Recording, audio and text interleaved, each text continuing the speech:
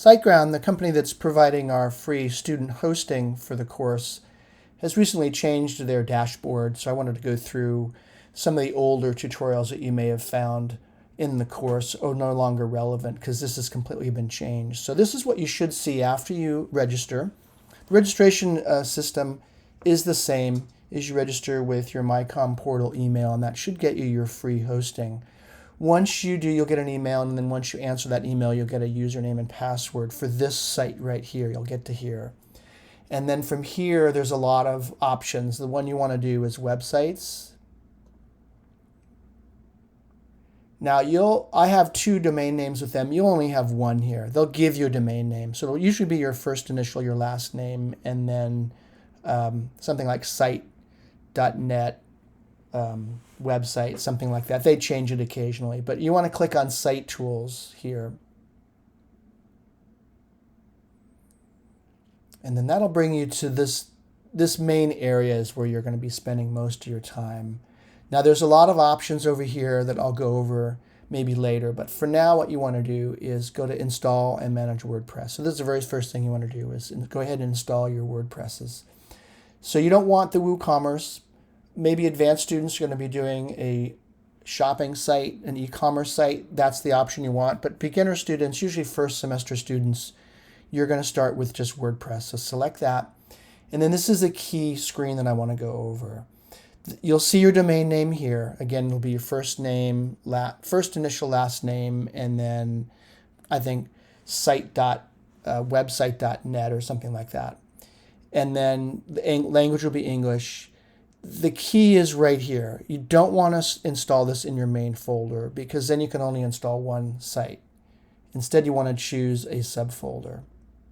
And then give that subfolder a name. I think if you just use WordPress 1 and WordPress 2, it makes it easier because that's what I'm going to recommend everybody do. So that way you'll remember what your URL is. Your URL will be your domain name / WordPress, whatever you put here, WordPress 1. The admin info is important. You'll want to remember what this is. I used to recommend students do username admin and then password admin, admin, admin. And that way everybody had it the same. You can try that. I don't think it'll work anymore. I think that they want you to use a better password. You're going to be encountering a lot of different passwords during the class, so I would just put down something here that you'll remember and then write it down. The email isn't important. You don't need to put the email there. I'm going to go ahead and just do, let's try admin here, and then admin, admin, admin. That used to work. See, it creates a weak password. Let's try that. If it doesn't work, I'll just change it. But go ahead and then uncheck Install with WordPress Starter. We're going to create our own site, so we don't need their starter. And make sure that WordPress multi-site is not enabled. Okay? So the key is that subfolder should have a name, and you want to write down your admin and your password. And then click Install. And it looks like they're requiring an email. Okay, so we'll just put my college email here.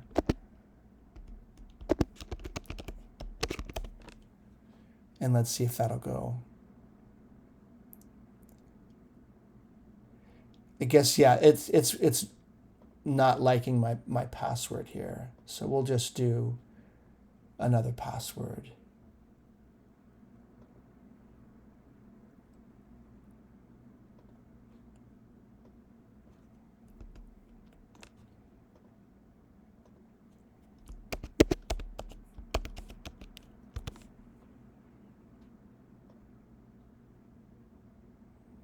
So you'll need to write down that password. We won't be able to all have the same password like before. So once you do that, it'll go ahead and install WordPress for you.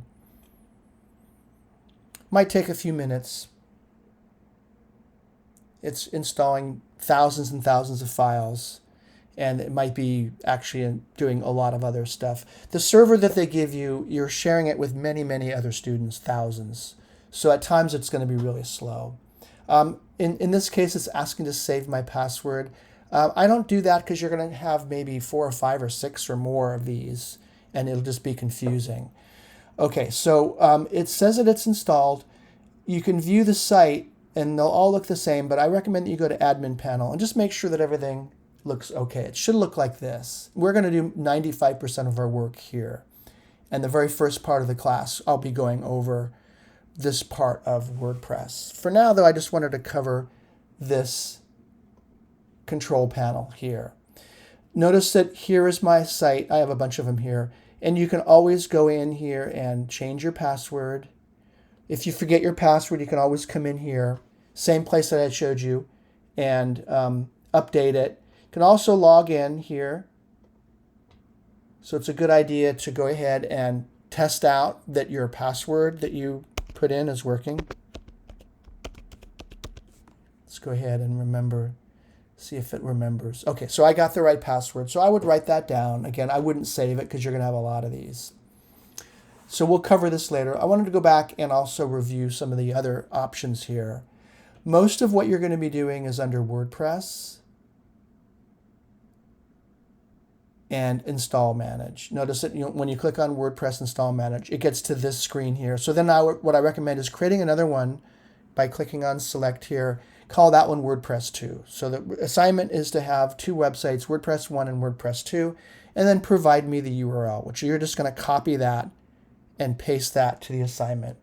And that indicates to me that you have accessed this and everything's fine. Okay, click on Dashboard. That'll take you back to here. You won't need your email accounts. If you're in the web development class, I'm making this video for all my students, you'll want to use the file manager, and you're going to upload your work to this using this tool right here. It's not a very good tool. Notice that it shows you the domain name there. Where you're going to save all your files is in public right here. And you'll notice that I have a bunch of websites here that I've already created.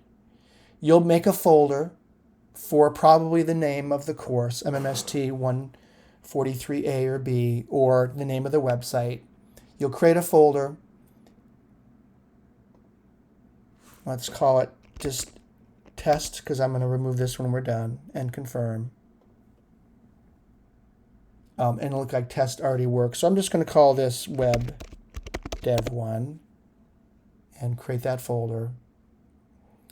And then all you'll do is you'll browse to that new folder that you created. Always create a folder and make sure it's in that public HTML. That's your URL to your websites. And there's webdev1. And now upload your files here. So like, for example, assignment 1 everything would go in here. And then your URL is just your domain name.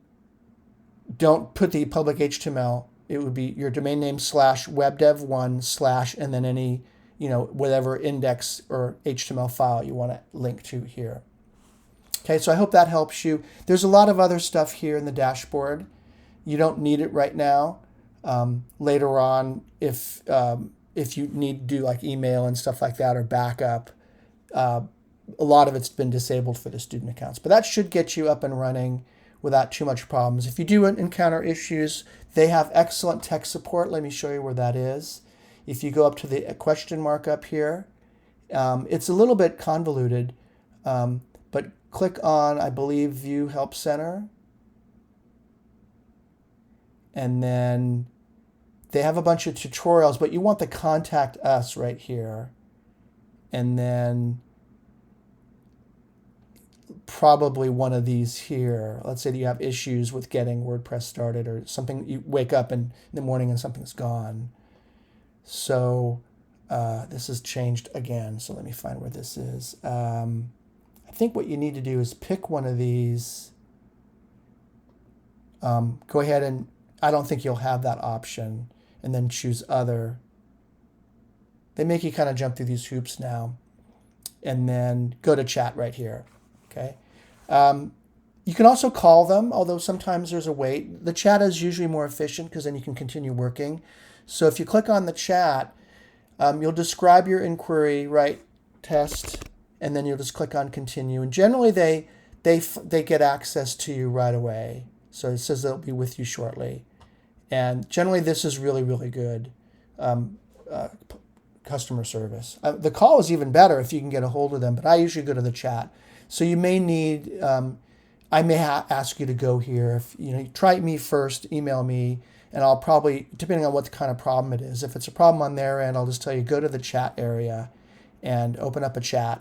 And sometimes I'll tell you even what to tell them in the chat. The key with that is don't leave the chat until the problem is fixed. So open up another browser window and go to your website. Make sure it's working before you let them go in the chat. Okay? So good luck. And again, if you have any problems, just email me at jgonzalez@marin.edu.